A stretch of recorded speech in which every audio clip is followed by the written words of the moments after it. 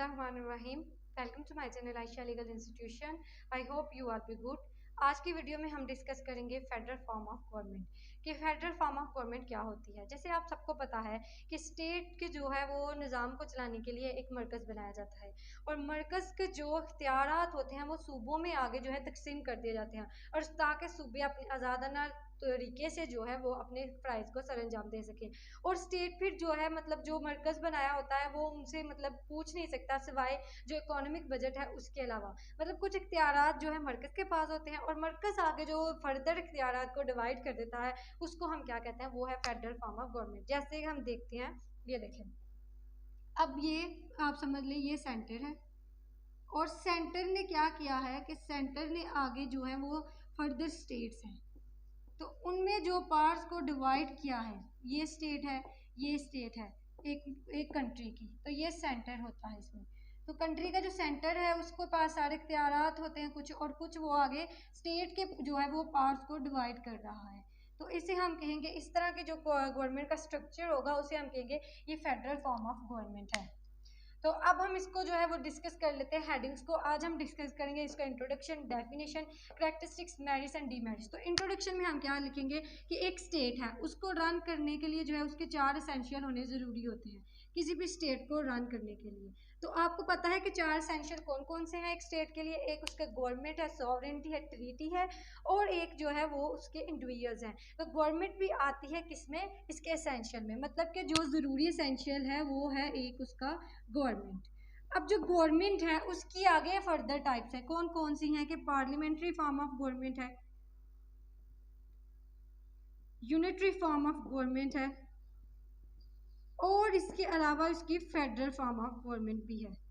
मतलब कि आज हमने किसको डिस्कस करना है, उसकी फेडरल फॉर्म ऑफ गवर्नमेंट को। तो ये सारा स्ट्रक्चर है जी इसका। आपने एसेंशियल में यही बताना है कि स्टेट के जो है वो कितने ऑर्गन होते हैं। स्टेट के 4 ऑर्गन होते हैं and then further can be divided. आपने उनको एक्सप्लेन करना है कि जो ट्रीटी, सॉवरेनिटी, लेजिस्लेचर एक जो है वो आपने बताना है। उसके बाद आपने बताना है कि गवर्नमेंट जो है वो भी ऑर्गन है किसका, एसेंशियल है किसका, स्टेट का। तो स्टेट जो गवर्नमेंट है can be further divided into many kinds and these kinds are parliamentary, federal, unitary form of government. तो फिर आपने आगे बताना है कि हम वो डिस्कस करेंगे federal form of government. The federal form of government is the government in which power can be given to centre and further power can be delegated to states. और यहाँ पे प्रोविंस भी लिख सकते हैं। अब हम इसकी डेफिनेशन देख लेते हैं। तो हेलिटन के मुताबिक जो है डेफिनेशन क्या है फेडरल फॉर्म ऑफ गवर्नमेंट की, वो ये है कि ये एसोसिएशन है of different statehood, of different statehood। मतलब जो डिफरेंट स्टेट्स हैं वो मिलकर जो है वो अपना एक जो है सेंटर बनाती हैं और सारे इख्तियारात उसको दे दिए जाते हैं। तो उसे हम क्या कहते हैं कि ये है फेडरल फॉर्म ऑफ गवर्नमेंट। अब हम इसके करैक्टरिस्टिक्स देख लेते हैं। तो सबसे पहला जो करैक्टरिस्टिक्स है वो ये है कि ये रिटन कॉन्स्टिट्यूशन होता है। मतलब कि जो इख्तियारात हैं सेंटर के पास वो क्या हैं, वो कॉन्स्टिट्यूशन में रिटन फॉर्म में मौजूद होंगे। मतलब जो भी वो कॉन्स्टिट्यूशन जो है, जो भी इख्तियारात मतलब परफॉर्म किए जाएंगे, प्रोविंस परफॉर्म करेंगे, ये सेंटर परफॉर्म करेगा, वो रिटन फॉर्म में लिख दिए जाएंगे। देन उसके बाद सेकंड नंबर पे है कि डिवीजन ऑफ पावर। मतलब इसमें पार्ट को क्या किया गया है, डिवाइड किया गया है, इक्वली डिवाइड किया गया है सब स्टेट्स में। मतलब सब स्टेट, सब प्रोविंस में जो है इक्वली डिवाइड किया गया है। तो इसके बाद जो नेक्स्ट आप हेडिंग लिखेंगे वो आप लिखेंगे कि रिजिड फॉर्म में। मतलब जो इसका कॉन्स्टिट्यूशन है वो रिजिड फॉर्म है। इसमें अमेंडमेंट करना जो है वो इजी नहीं है बल्कि डिफ़िकल्ट काम है। अमेंडमेंट करना बहुत मुश्किल है। अमेंडमेंट जो है वो बहुत ही मुश्किल काम है। तो इसलिए जो है ये रिजिड फॉर्म में इसको लिख दिया गया है। उसके बाद जो है इसमें जो ये फॉर्म को आप गवर्नमेंट क्या होगी, इसमें लेजिस्लेचर जो है मतलब जो कानून बनाने वाले हैं वो किस तरह की होंगे। इसमें बिकैमरलिज्म होगा। मतलब बिकैमरलिज्म क्या होता है, बिकैमरलिज्म जो है वो 2 हाउस होते हैं। 2 हाउसेस से मुराद क्या है, बिकैमरलिज्म में 2 हाउसेस हैं। एक आपका आएगा अपर हाउस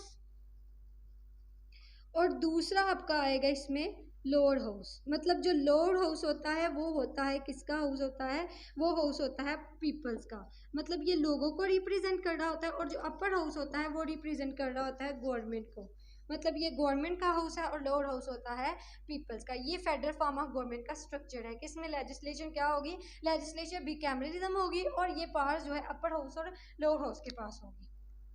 अब जो है इसमें एक और इसका एसेंशियल आप लिखेंगे कि पावर जो है वो किसको दी जाएगी, कॉन्स्टिट्यूशन को। मतलब जितने भी इख्तियारात हैं वो किसके मुताबिक होंगे, कॉन्स्टिट्यूशन के मुताबिक होंगे। स्टेट किसके मुताबिक गवर्न की जाएगी, कॉन्स्टिट्यूशन के मुताबिक। अब हम डिस्कस कर लेते हैं इसके मेरिट्स को। अच्छा जी, अब इसके हम मेरिट्स देख लेते हैं क्या क्या है। तो मेरिट इसके ये हैं कि सिंगल डेपुटिज्म, ये इसका पहला मेरिट है, सिंगल डेपुटिज्म।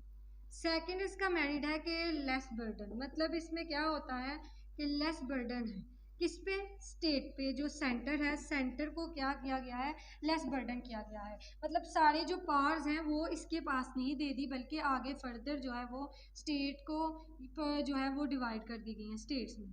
तो ये क्या हो जाता है फिर, ये लेस बर्डन इसको कर दिया गया है। उसके बाद है इसका कि इक्वल स्टेटस है, मतलब इक्वल स्टेटस दिया गया है, तमाम इक्वल स्टेटस है ऑफ ऑल प्रोविंस, मतलब जितनी भी पार्ट्स हैं वो इक्वली डिवाइड होंगी तमाम स्टेट के दरमियान। तो ये इसके डी मेरिट्स थे।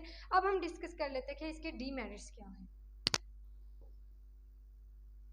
डीमेरिट्स ये है इसके कि ये बहुत ज़्यादा जो है एक्सपेंसिव है।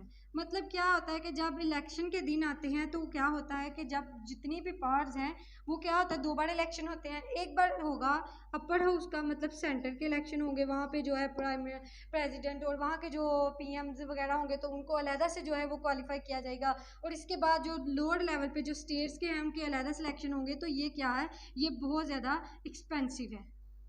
अब उसके बाद जो इसके नेक्स्ट डीमेरिट्स हैं वो क्या है कि इसमें जो है पार्ट्स इक्वली नहीं डिवाइड होती, मतलब इक्वली जो है वो स्टेट्स में पार्ट्स को नहीं दिया जाता है। तो ये भी इसके एक जो है वो डीमेरिट्स है। अब हम इसको देखेंगे डिफरेंस इसका कि पाकिस्तान और अमेरिका में किस तरह का जो है वो फेडरल फॉर्म ऑफ गवर्नमेंट। अच्छा जी, अब पाकिस्तान का जो फेडरल फॉर्म ऑफ गवर्नमेंट है वो कौन सी है। तो पाकिस्तान में जो गवर्नमेंट है वो है जी federal form of government. Federal form of government किस तरह से, फेडरल फॉर्म ऑफ गवर्नमेंट इस तरह से है, मतलब कि जो पावर्स हैं पाकिस्तान की वो सेंटर के पास भी हैं और आगे जो है वो फर्दर जो है वो सूबों में भी डिवाइड कर दी गई हैं, प्रोविंसेस को भी आगे जो है वो फर्दर दे दी गई हैं पावर्स।